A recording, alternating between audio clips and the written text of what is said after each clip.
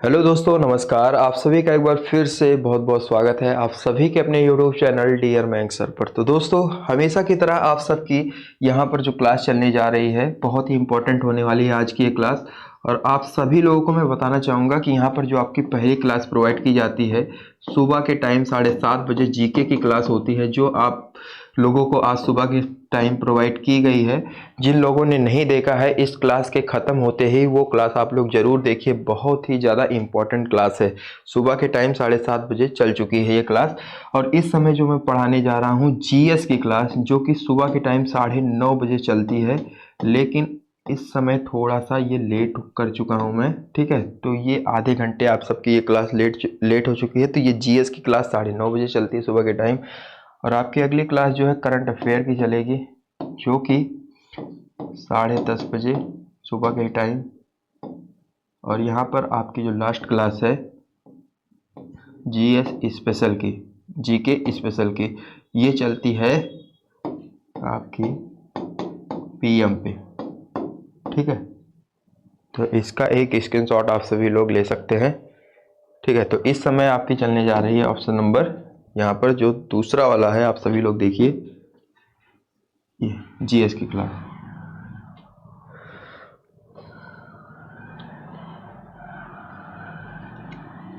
चलिए क्लास को स्टार्ट करते हैं। पहला प्रश्न आप सभी लोग यहाँ पर ध्यान से देखिए, क्या पूछा जा रहा है। कौन सा देश बहुपक्षीय अभ्यास मिलान 2022 की मेजबानी कर रहा है। देखिए दोस्तों, ये जीएस की क्लास है जो कि इस समय प्रोवाइड की जा रही है। 9:30 बजे चलती है, लेकिन आधे घंटे ये क्लास आप सबकी लेट हो चुकी है, तो उसके लिए मैं क्षमा चाहता हूँ। थोड़ा नेट इशू के वजह से ऐसा हुआ। और यहाँ पर जो आपकी करंट अफेयर की क्लास है, हो सकता है ये क्लास आज ना चल पाए, लेकिन आप सबको ये कल से प्रोवाइड की जाएगी। लेकिन क्लास की टाइमिंग आप सबको पता होना चाहिए।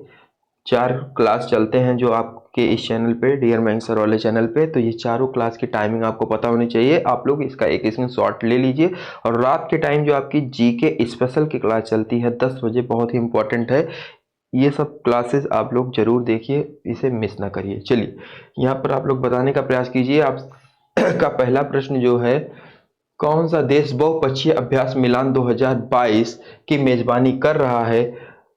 ठीक है, 2022 मतलब कि हो चुका है ये।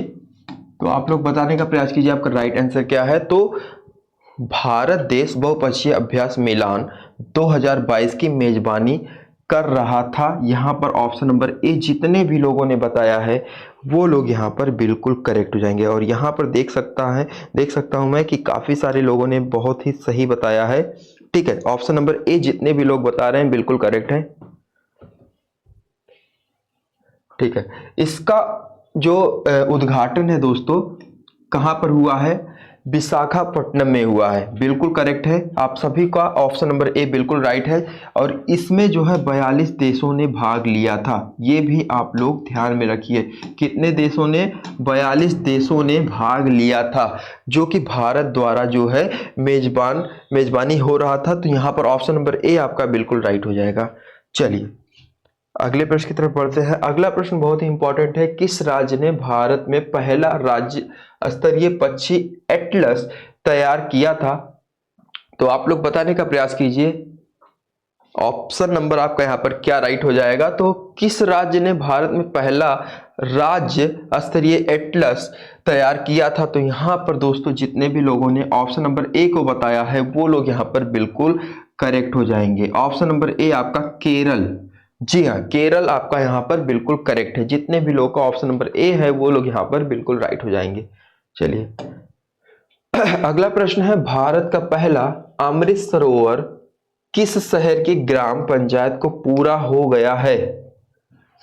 बताने का प्रयास कीजिए कि भारत का पहला अमृत सरोवर किस शहर की ग्राम पंचायत को पूरा हो गया है। तो दोस्तों यहाँ पर जितने भी लोगों ने बताया है उत्तर प्रदेश का रायपुर, वो लोग यहाँ पर बिल्कुल करेक्ट हो जाएंगे। उत्तर प्रदेश का जो रायपुर है, ये जो है रायपुर शहर ग्राम की पंचायत को पूरा हो गया है। तो ऑप्शन नंबर ए यहाँ पर जितने भी लोगों के हैं वो लोग यहाँ पर बिल्कुल करेक्ट हो जाएंगे, ऑप्शन नंबर ए। ठीक है, चलिए अगले प्रश्न की तरफ बढ़ते हैं।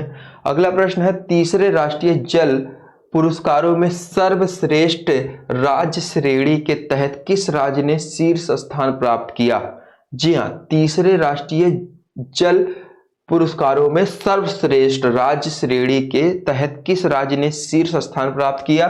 तो दोस्तों यहाँ पर आपका उत्तर प्रदेश जो है तीसरे राष्ट्रीय, जी हाँ, उत्तर प्रदेश जो है तीसरे राष्ट्रीय पुरस्कारों में सर्वश्रेष्ठ मतलब पहले स्थान पे रहा। तो ऑप्शन नंबर आपका ए वाला यहाँ पर बिल्कुल करेक्ट हो जाएगा, उत्तर प्रदेश। और दूसरे स्थान पर आपका राजस्थान था। राजस्थान किस स्थान पे था? ये आपका दूसरे स्थान पे था। और बात करें दोस्तों मध्य प्रदेश की, ठीक है, तो ये आपका तीसरे स्थान पे रहा। सॉरी माफ करिएगा, मध्य प्रदेश नहीं, तमिलनाडु।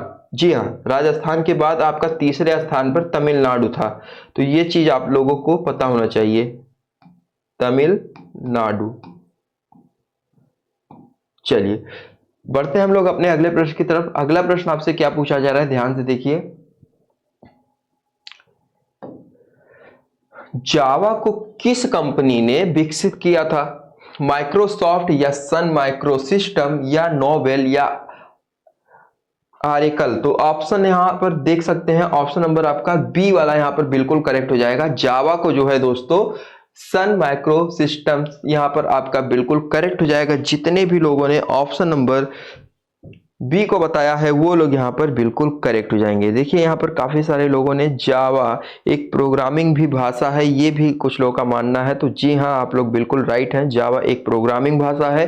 तो ऑप्शन नंबर आपका बी वाला यहां पर बिल्कुल करेक्ट हो जाएगा। चलिए अगला प्रश्न है, न्यूनतम मेमोरी साइज की इकाई चुनिए। बहुत ही आसान प्रश्न है दोस्तों, आप सभी लोग डेली बेसिस पर ऐसे डाटा यूज भी कर रहे हैं। आपको पता होगा कि 1 GB, 1 KB, 1 MB ये सब क्या है, इसके मतलब जो है इसका मतलब क्या है, इसकी इकाई क्या है, आप सभी को पता होगा। तो मैं आपको बताना चाहूंगा कि सबसे न्यूनतम जो होता है वो होता है KB। ऑप्शंस में यहाँ पर जो आपका दिया गया है KB, ये बिल्कुल करेक्ट हो जाएगा। न्यूनतम मेमोरी साइज की इकाई क्या है? KB है। आप सभी को पता होगा कि 1 MB जो होता है, ठीक है, 1 MB जो होता है वो 1024 KB के बराबर होता है।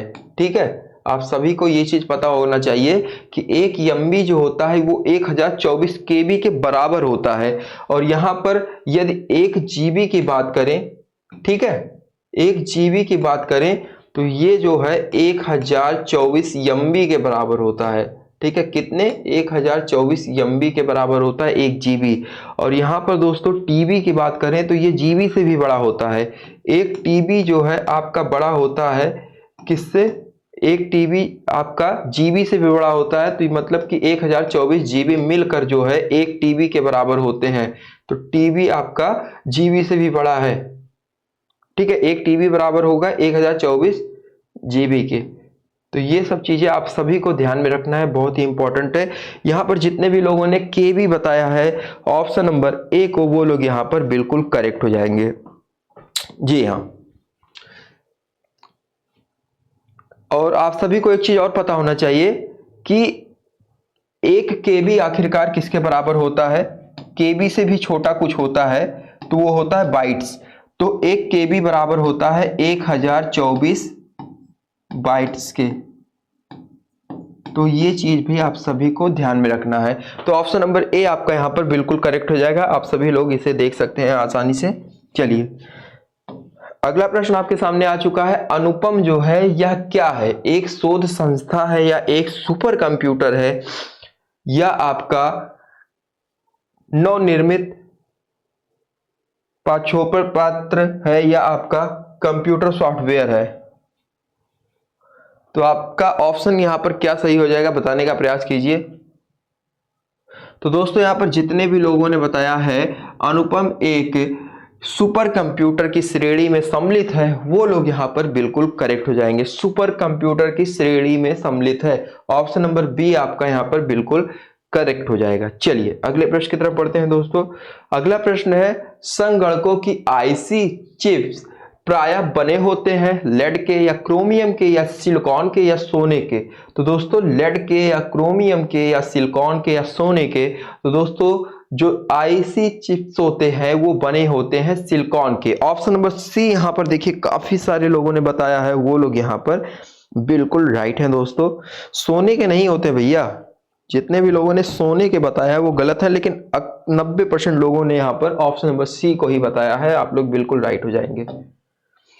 अगला प्रश्न है, भारत के किस राज्य ने मलखंभ को अपना राज्य खेल घोषित किया है? ऑप्शंस आपके दिए गए हैं, बताने का प्रयास कीजिए कि भारत के किस राज्य ने मलखंभ को अपना राज्य खेल घोषित किया है।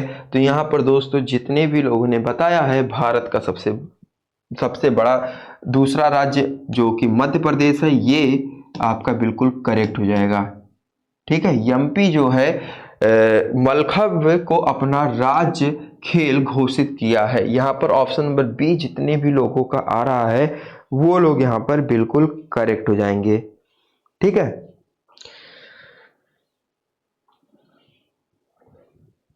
देखिए इसमें क्या होता है दोस्तों, इसमें ऊर्ध्वाधर खंभे होते हैं और रस्सियां होती हैं।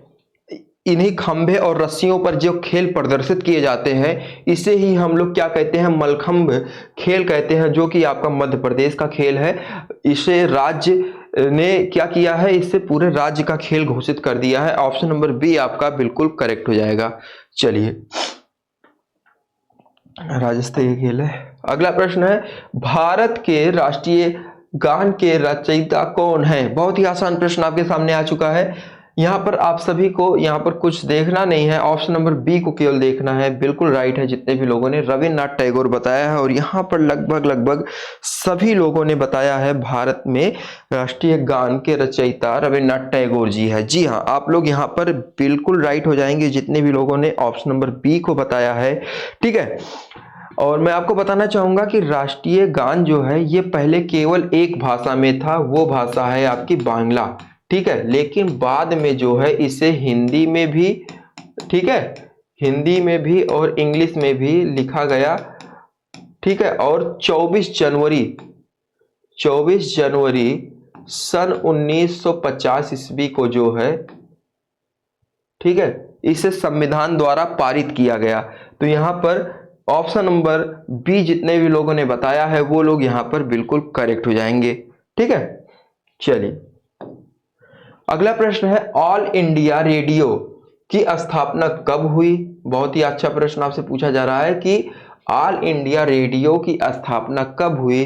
तो आप सभी लोगों को पता होगा ये हुई थी सन 1936 ईस्वी। ऑप्शन नंबर यहाँ पर जितने भी लोगों ने डी को बताया है वो लोग यहाँ पर बिल्कुल करेक्ट हो जाएंगे। ठीक है, और प्रारंभ में जो है इसे ऑल इंडिया रेडियो के नाम से जाना जाता था, लेकिन आप सभी लोगों ने एक चीज जरूर सुना होगा, आकाशवाणी।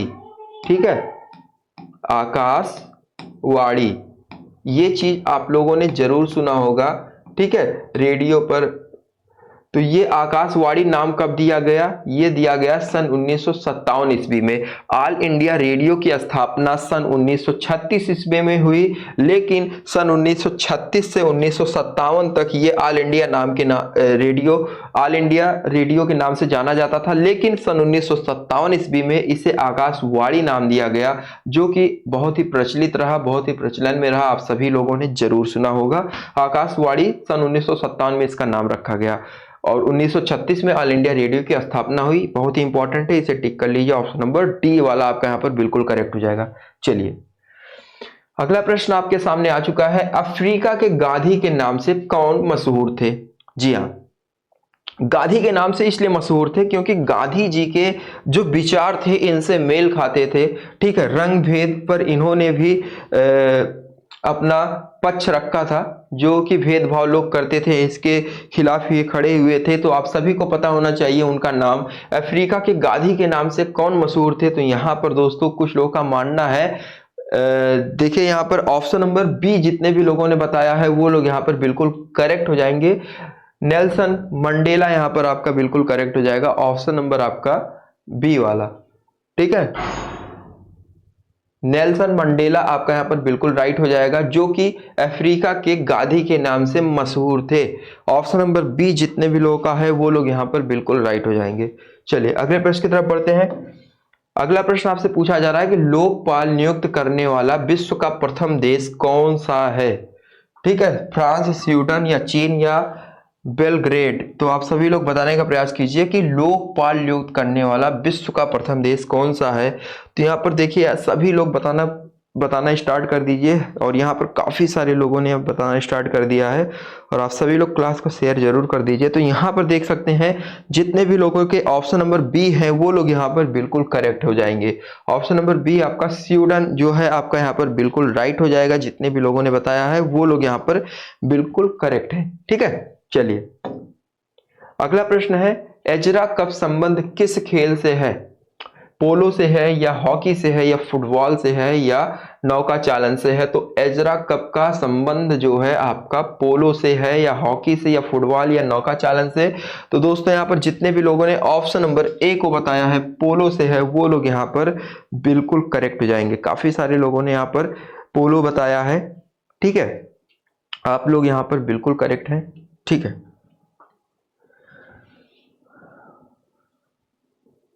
चलिए अगले प्रश्न की तरफ बढ़ते हैं। अगला प्रश्न आपसे क्या पूछा जा रहा है कि मिजोरम की राजधानी कहाँ है। कोहिमा है या आइजोल है या ईटागढ़ है या करबी एंगलोंग है। तो दोस्तों यहाँ पर मिजोरम की राजधानी क्या है। तो यहाँ पर आइजोल है। जितने भी लोगों ने ऑप्शन नंबर बी को बताया है वो लोग यहाँ पर बिल्कुल करेक्ट हो जाएंगे। ऑप्शन नंबर बी आपका बिल्कुल करेक्ट हो जाएगा। दोस्तों यहाँ पर देखिए काफी सारे लोगों ने बताया है।